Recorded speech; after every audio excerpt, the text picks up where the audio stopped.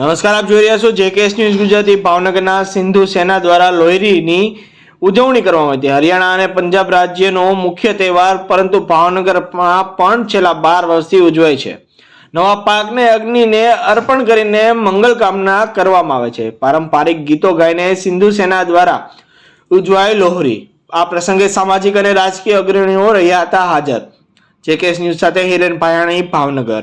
મારું નામ કમલેશ ચંદાની છે। સિંધુ સેનાનું પ્રદેશ છે ગુજરાત રાજ્યનું, અને આ અમારા આંગણે દર વર્ષે 19 વર્ષથી લોહરીની પારંપરિક ઉજવણી થતી હોય છે, જેની અંદર અમે ભારત દેશના જવાનો અને કિસાનો માટે ભગવાનને પ્રાર્થના કરતા હોઈએ છીએ, જેથી કે દેશ ત્યારે સમૃદ્ધ છે જ્યારે દેશના કિસાનો અને જવાનો સમૃદ્ધ રહેશે।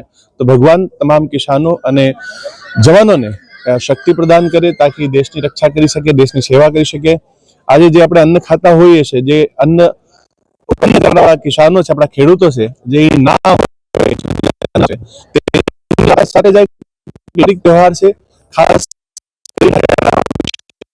પણ જ્યારે આપણું ભાવનગર એક કલા નગરી છે, અને ભાવનગરને હર હંમેશા અમારી સંસ્થા દ્વારા કંઈક નવું, કંઈક વિશેષ દેવાનું પ્રયત્ન ચાલુ હોય છે। તેના જ ભાગરૂપે અમારા આંગણે અમારા તમામ આગેવાનો, વડીલો, અમારા પક્ષના અને સાથે જ અમારા લોકપ્રિય ધારાસભ્ય સેજલબેનની હાજરીમાં લોહરી માતાનું અમે પૂજા કરી, સાથે લોહરી પ્રગટ કરાવી।